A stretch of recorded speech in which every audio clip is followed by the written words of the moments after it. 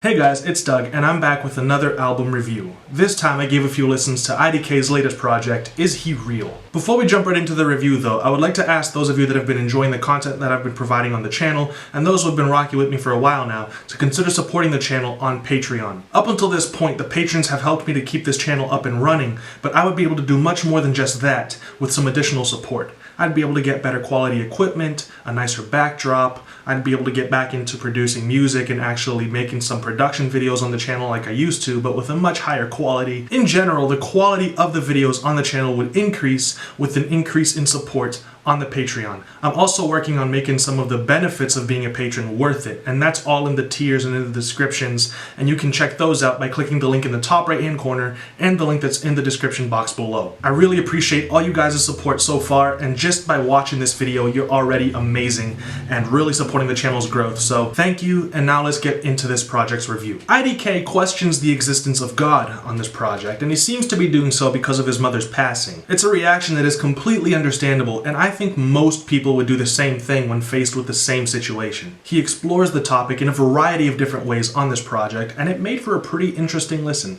so let's get into it. The first track is Cloud Blue, where a kid named Max describes what heaven will be like in his opinion. He mentions that he'll see his heroes like his grandmother, Tupac, Biggie, and he says that there will be a long line. But right as he's about to mention what he thinks will happen as you reach the front of the line, he says that you wake up from a dream as you realize that God isn't real. The production is beautiful, really, featuring incredible flute riffs, angelic background vocals, and a really soulful feel. We transition into 4200 Choices, which is a banger in every sense of the word. The aggressive bass line and creepy plucking sounds really sell that frustrated feeling to this track. IDK raps about being forced to go to church and how bored he used to get sitting in the pew. He describes wanting to be anywhere but there, as he mentions some of the other things he could be doing, like being at a resort or having sex. And the track's dark vibes end just as abruptly as they began, as IDK says that he's drowning, and the track seamlessly transitions into a skit where he's being baptized by none other than DMX, who makes a cameo as a priest. You can hear gospel vocalizing and organ riffs in the background to really sell that imagery of being in a church. And that's something that I would like to take a time out and really praise a little bit, is how great the imagery really is. The use of filters over DMX's vocals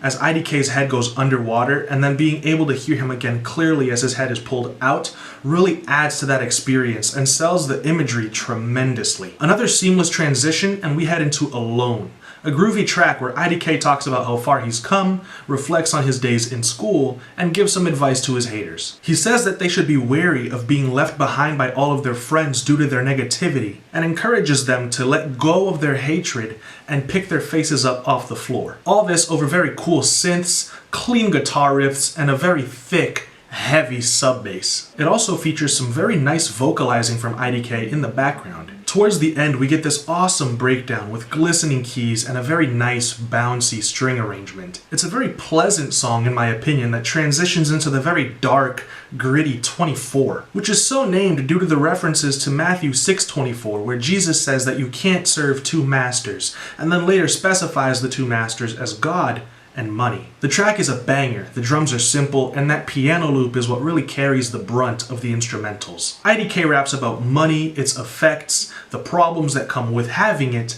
and the elation that he feels on payday when he finally gets his hands on some of it. It's a hard-hitting, quick song that gives us an excuse to mosh for a little bit and transitions into Lille, which is one of my personal favorites off of this project. The dissonant plucks in the production, paired with IDK's catchy hook and Kanye-like flow, make for such an awesome bounce to this song. He raps about money and women, and specifically advises people not to chase fast hoes because they'll flirt with anybody who has money. All in all, this is a really short, sweet, catchy song that I personally really enjoy. It transitions into Porno, which is another standout track with its aggressive bass, interesting mouth sounds acting as percussion, very JPEG Mafia-esque in my opinion, and a snare that reminds me of a military march because of the rolls. It's got two very dope features from Pusha T and JID, and all three rappers talk about money, women, sex, and how addicted they are to it. It also features a very fun breakdown with Capri Styles that has me headbanging whenever it comes on. IDK's verse actually features some great wordplay like, yellow and her head on point, it's like her brother's Bart Simpson, no OJ, it ain't fit so she must acquit,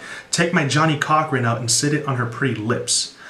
I was pretty impressed by that one. There are some levels to it. Push's flow on this is so satisfying. His delivery is so smooth and confident as always. And JID had a really great verse with that soft delivery that I also enjoy from him. I also want to mention the great beat switch up when IDK heads back into the chorus. It's a song that's fresh, it's interesting, it's fun, it's different, and the production on it is great. I Do Me, You Do You starts off with IDK and Jesse X singing, quite beautifully might I add, about not being able to fall in love with someone despite wanting to, and at the same time realizing that life is short and unpredictable, which makes them want to sit down with that person that they want to love and explain to them why they're struggling. It transitions into a conversation that IDK is having with Tyler the Creator about his belief in God. It's a cool skit that ends on a funnier note, with IDK saying that telling someone today that somebody built Noah's Ark is just as crazy as explaining sex dolls and robots to cavemen. December is such a chill vibe, man. The great little keys with that mix between reggaeton and dancehall,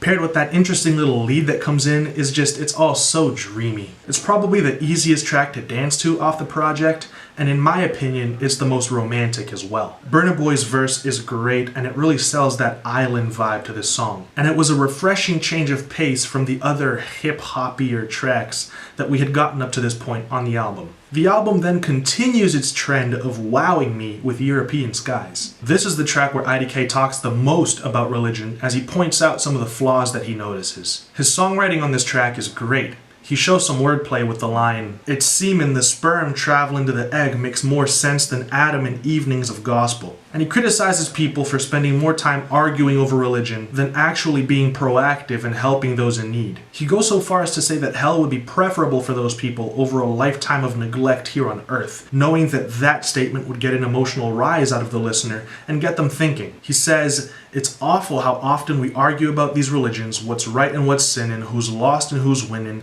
while the winters of the ones without homes are too chillin'. Would hell be a better place? They say it's warm there."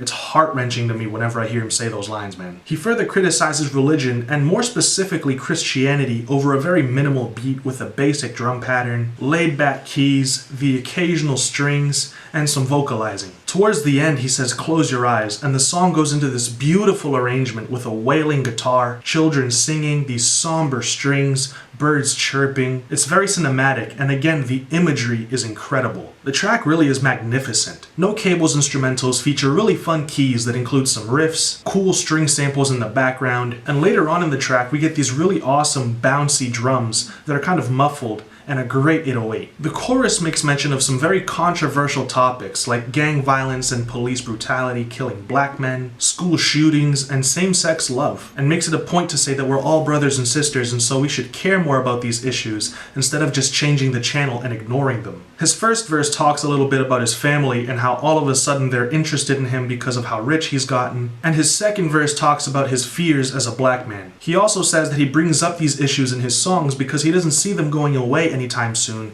and he doesn't see enough celebrities with larger platforms talking about them. The track closes on a more optimistic note with a repetition of the chorus saying we're all brothers and sisters, and a female voice saying I like that, as the track transitions into the next song, Digital. Digital is a flashback to a life of crime when IDK used to be bad. He talks about the prison system and how it's not okay that it's not a crime for a cop to kill a black man, but it is a crime and you would get a 5-year sentence for selling weed. He also talks about some of the circumstances in someone's life that could lead to that life of crime and forces the listener to kind of empathize a little bit. His lyrics are placed over hard-hitting 808s, ethereal pads, crisp claps, and some vocal chants to add some bounce to the beat. It's a banger really, and it leads into the next track nicely. Michael What TF is another aggressive track, but it's got this really interesting 80s pop bounce to it with these brutal 808s and very aggressive hip-hop drums that make for an interesting combo. There's this screeching sound that plays throughout the track that is just so harsh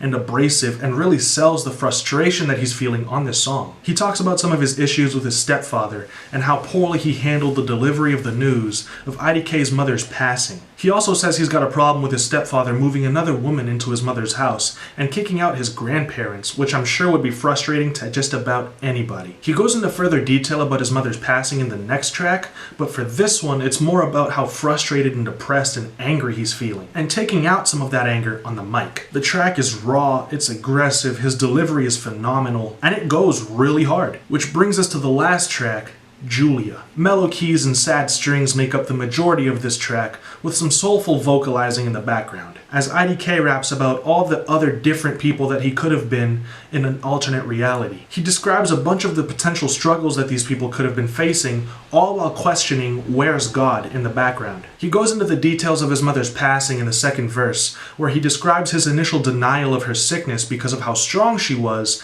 and the fact that she was keeping it all under wraps. He later mentions that she died from AIDS that she got from his stepfather, which gives him further reason to harbor lots of resentment towards him. The song closes out the project with IDK having a conversation with an unidentified man. He asks the man to visually describe the color red without using anything related to the color or mentioning any other colors, knowing that it's impossible. He then says that since there's no way to truly describe the color, there's no way of knowing whether two people, colorblind or not, even see the color the same way. He closes out the album by stating that if humanity is not advanced enough to know whether two people can even see the same colors, there's no way we're advanced enough to state with any certainty that there is no God. This project musically and sonically is very appealing to me personally because it's all the same style of music that I would listen to anyways, but putting that fact aside, I still found IDK's imagery, sound design, production, lyricism, subject matter, concept, art direction, flow, delivery, performance, all to be very, very good. This is a great album. I've had it on repeat for the last 3 days, and I personally think it deserves an 8.